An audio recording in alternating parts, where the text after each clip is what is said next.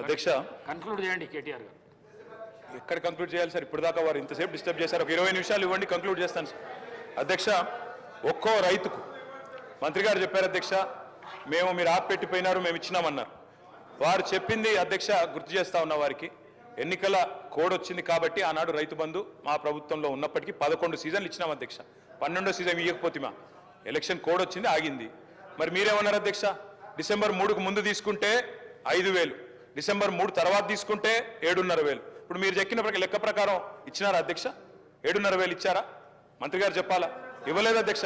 అధ్యక్ష, మార్పు మార్పు మార్పు అని ఉదరగొట్టారు అధ్యక్ష. మార్పు అంటే ఏందో అనుకున్నాం అధ్యక్ష. పేరు మార్చి రైతు బంధు పేరు మార్చి రైతు భరోసాను పెట్టి పైసలు మాత్రం గవే. 5,000 పోయి 7,500 అయితే అనుకున్నారు రైతులు, 7,500 మాత్రం కాలే. అందుకే నేను అంటా ఉన్నా అధ్యక్ష, ఈ ప్రభుత్వం ఒక్కొక్క రైతుకు బాకీ పడ్డది. ఒక్కొక్క రైతుకు మీరు పడ్డ బాకీ ఈ రోజు వరకు, పోయిన యాసంగికి మీరు రైతు భరోసా అన్నారు, పేరు మార్చారు, కానీ 2,500 రూపాయలు అదనంగా మీరు ఎకరానికి ఇవ్వలేదు.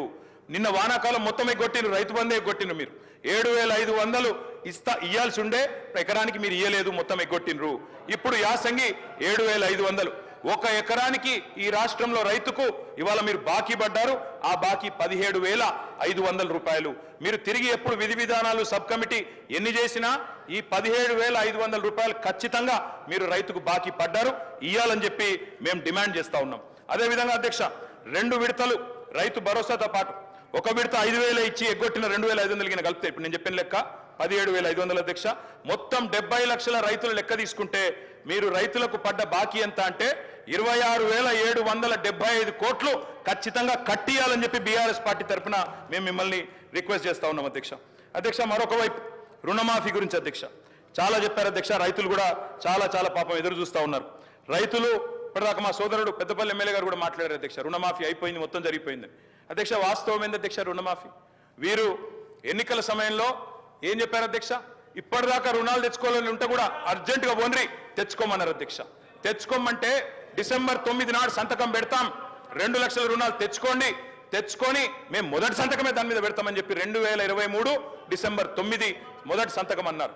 ఏకకాలంలో రుణమాఫీ అన్నారు, ఒకటే పెన్ స్ట్రోక్ తో చేసేస్తా అన్నారు. కానీ అధ్యక్ష జరిగింది ఏంది అధ్యక్ష? ఈరోజు ఈ రాష్ట్రంలో ఎస్ఎల్బిసి వీరు ప్రభుత్వం రాగానే డిసెంబర్ 7 ఎస్ఎల్బిసి పెట్టారు, state level bankers committee meeting పెట్టారు.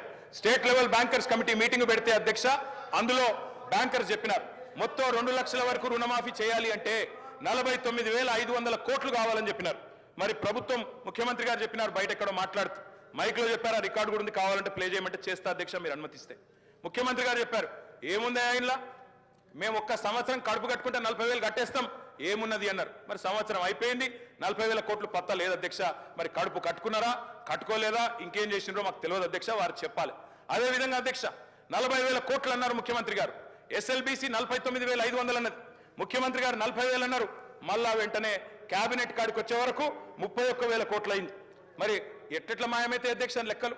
49,000కి వెళ్ళి 40 అయింది, 40కి వెళ్ళి కేబినెట్కి వచ్చే వరకు 31,000 కోట్లు అయింది, బడ్జెట్కి వచ్చే వరకు 26,000 కోట్లు.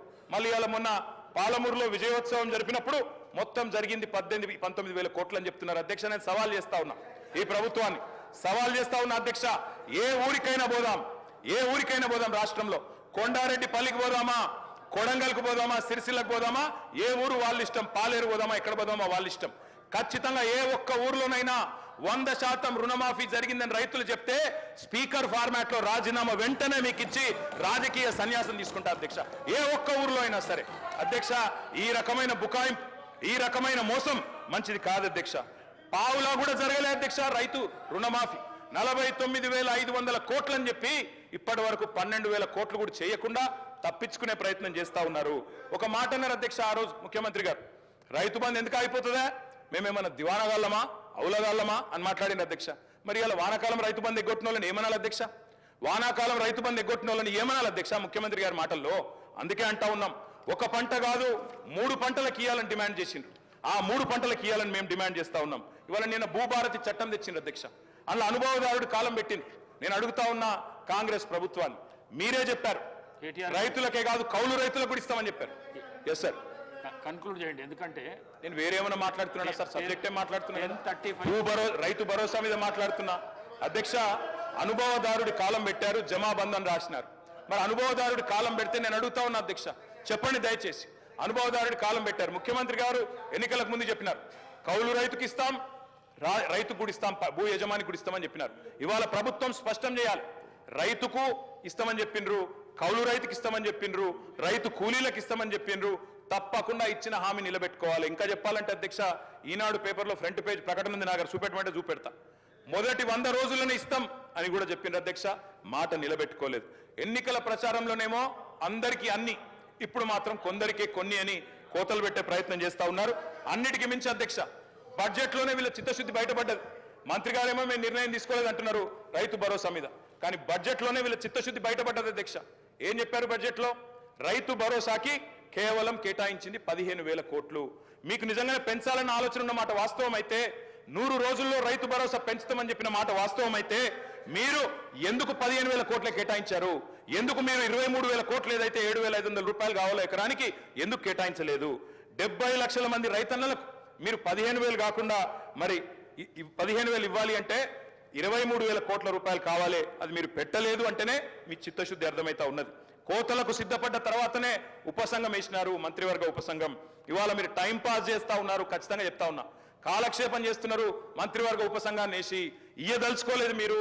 వానాకాలం రైతు బంధు ఎగ్గొట్టినట్టే భవిష్యత్తులో కూడా రైతు బంధు ఎగ్గొట్టే చక్కర్లో మీరు ఉన్నారు. అందుకే ఇవాళ రైతులు నమ్మతలేరు. రైతును అనుమానించే ప్రయత్నం చేస్తా ఉన్నారు, అవమానించే ప్రయత్నం చేస్తున్నారు. పెద్దోళ్ళకి ఇస్తున్నారు, దుర్వినియోగం అయిపోయింది అని కావాలని ఆంక్షలు పెడతాం, అగ్ని పరీక్షలు పెడతామని చెప్పి నిందలు వేస్తామని మాట్లాడుతూ ఉన్నారు. అధ్యక్ష, మరి మేనిఫెస్టోలో పెట్టినప్పుడు ఎందుకు చెప్పలేదు అధ్యక్ష ఇవన్నీ? ఆ రోజేమో అందరికీ అన్ని, ఇప్పుడేమో కొందరికే కొన్ని కోతలు పెడతామని అప్పుడు ఎందుకు చెప్పలేదు అధ్యక్ష? అందుకే అధ్యక్ష, ఐటీ గట్టేటోళ్లకు అధ్యక్ష, ఈ రాష్ట్రంలో అధ్యక్ష పాన్ కార్డులు ఎన్ని ఉన్నాయో తెలుసా అధ్యక్ష? ఈ రాష్ట్రంలో 1 కోటి పైచిలకు పాన్ కార్డులు ఉన్నాయి. మరి రేపటి రోజున పాన్ కార్డులు ఉన్న వాళ్ళందరికీ కట్ చేస్తామంటే, ఐటీ గట్టేటోళ్ళకి కట్ చేస్తామంటే ఎట్లా కుదురుతుంది అధ్యక్ష? అధ్యక్ష, లీకులు ఇచ్చి రాయిస్తున్నారు, గుట్టలకు పుట్టలకు రైతు బంధు అని కట్టుకథనాలు రాయిస్తా ఉన్నారు. ఉపసంఘం నివేదికలో 1.25 లక్ష కొరీలు పెడతా ఉన్నారు. రైతు బంధు పథకం ఉసురు తీయబోతున్నారు, ఉరేయబోతున్నారు అనేది మా అనుమానం. ఉపసంఘం నివేదికను ఖచ్చితంగా రాష్ట్ర ప్రజల ముందు పెట్టాలి, శాసనసభ ముందు పెట్టాలి. అధ్యక్ష, నేను ఒకటి అడుగుతున్నా అధ్యక్ష, ప్రభుత్వ ఉద్యోగులకు, ఐటీ చెల్లింపుదారులకు రైతు భరోసా కట్ చేస్తారా? మంత్రి గారు చెప్పాలి. ప్రభుత్వ ఉద్యోగులకు భూమికున్న బంధాన్ని తెంపేస్తారా? వాళ్ళు రైతు బిడ్డలు కాదా? వాళ్ళు భూమిపుత్రులు కాదా? రైతు బిడ్డ ఉద్యోగి అయితే వారికి కటింగ్ పెడతారా? తప్పకుండా చెప్పాలి. తరతరాలుగా సాగుతున్న భూమిని సాగు చేస్తున్న వ్యవసాయాన్ని మరి వ్యాపారంగా చూస్తారా అని అడుగుతా ఉన్నా అధ్యక్ష. ఈ రోజుల్లో ఉన్న రుణ వ్యవస్థ ప్రకారం, అర్హతల ప్రకారం గ్రామాల్లో కూడా ఐటీ చెల్లింపులు చేస్తున్న వాళ్ళు ఉన్నారు, పాన్ కార్డులు ఉన్న వాళ్ళు ఉన్నారు, రైతన్నలకు కూడా పాన్ కార్డులు ఉన్నాయి. పాన్ కార్డు ప్రాతిపదికగా తీసుకుంటే వాళ్ళందరికీ కూడా రైతు బంధు కట్టే ప్రమాదం ఉందని వారు భయపడుతూ ఉన్నారు. ఖజానాలో సొమ్మంతా కర్షకుడే మింగేసినట్టు గోరంతలు కొండంతలు చేసి ప్రాపగాండ చేస్తా ఉన్నారు. ఇది మంచిది కాదు అధ్యక్ష. ఒక పక్కనేమో దేశంలో ఈ బీజేపీ అధ్యక్ష, దేశంలో 14.5 లక్షల కోట్ల పెద్ద బడా వ్యాపారవేత్తల అధ్యక్ష, వాళ్ళేమో మొత్తం సొమ్ములు ఎగవేసి బ్యాంకులను లూటీ చేసి పారిపోతారు అధ్యక్ష. వాళ్ళని పట్టుకునేటోడు లేడు, అడిగేటోడు లేడు. కానీ రైతు కాడికి వచ్చే వరకు రైతులు మొత్తం ఖజానా మింగేసినట్టు, వాళ్ళ వల్లనే ఖజానా దివాలా తీసినట్టు ఇలా మాట్లాడుతూ ఉన్నారు అధ్యక్ష. అప్పులు ఎగ్గొట్టి బ్యాంకుల నిండా ముంచేస్తుంటే వసూలు చేసే ధైర్యం లేని ప్రభుత్వాలు అధ్యక్ష. పోయి రైతే దొరికిందా మీరు recovery? Thank you sir. KTR గారు పదే కావాలని చెప్పేసి ప్రొవోకేట్ చేసుకుంటూ మాట్లాడుతూ ఉన్నారు కదా అధ్యక్ష. నిజంగా వారికి ఒకవేళ మాట్లాడాలనుకుంటే చర్చ పెట్టండి అధ్యక్ష, అన్నిటి మేము చర్చకు సిద్ధంగా ఉన్నాం. ఈరోజు సివిల్ సప్లైస్ గురించి మాట్లాడారు కదా, ఎఫ్సీఐ గురించి మాట్లాడారు కదా అధ్యక్ష. అతిపెద్ద స్కాము వారి హయాంలోనే మొదలైంది అధ్యక్ష. రైస్ మిల్లర్ల దగ్గర 1,000 కోట్ల రూపాయల ప్యాడీని వారు ప్రొక్యూర్మెంట్ చేయించి వాళ్ళ దగ్గర లంచాలు తీసుకొని 1,000 కోట్ల రూపాయల ప్రొక్యూర్మెంట్ దగ్గర వాళ్ళ దగ్గర రికవరీ చేయకుండా వాళ్ళు చేసినటువంటి స్కాముల గురించి మాట్లాడదాం అధ్యక్ష. ఇరిగేషన్ గురించి మాట్లాడదామన్నారు కదా, మాట్లాడదాం అధ్యక్ష. కాళేశ్వరం గురించి అన్నారు కదా అధ్యక్ష. కాళేశ్వరం ఈ భారతదేశంలో అతిపెద్ద స్కామ్, దాని గురించి మాట్లాడడానికి మేము సిద్ధంగా ఉన్నాం. దాని గురించి మాట్లాడదామా, చర్చకు మీరు అనుమతి చేయండి అధ్యక్ష. ఇంకో వారం పెంచమన్నారు కదా, వారం పెంచండి. వారికి వారమే సమయం ఉందట, వారం పెంచండి. వారం రోజులు దేని మీద అంటే దాని మీద మేము మాట్లాడడానికి మేము సిద్ధంగా ఉన్నాం అధ్యక్ష. ఈ రకంగా అన్యాయంగా కేంద్ర ప్రభుత్వం గురించి కానీ దేని గురించి మాట్లాడిన ఊరుకునే సమస్య లేదు అధ్యక్ష. దాని చర్చకు పెట్టండి. చేయడానికి సిద్ధంగా ఉన్నాం, కానీ ఈ రకంగా అబండాలు వేయడం మంచి పద్ధతి కాదు. వారి ఫ్రస్ట్రేషన్ ఉన్నారు కాబట్టి నేను ఎక్కువ మాట్లాడదలుచుకోలేదు అధ్యక్ష.